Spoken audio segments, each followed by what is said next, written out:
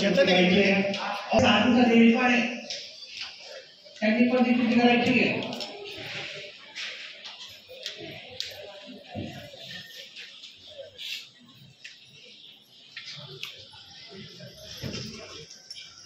अपना इंद्रो लज्वा सदा पूजा विद्या सदा नामकरणेनी परपिनो बृहस्पतिदानु ओम शांति शांति शांति। प्रत्येकाने उजव्या हातावर पाणी घ्यायचं, ते सरळ हाताने प्यायचं।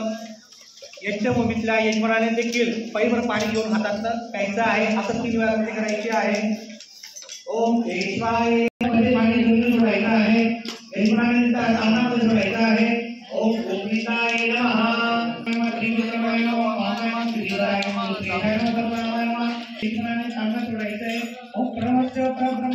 परमात्मा देवता देवी गायत्री चंद्र प्राणायाम योगा प्राणायाम करायचा आहे।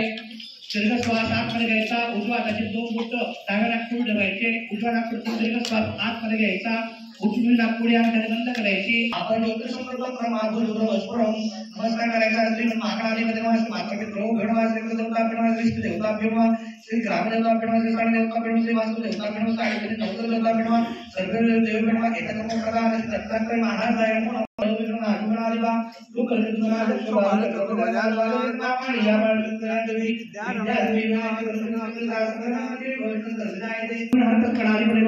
सर्व पारम कार्य देवा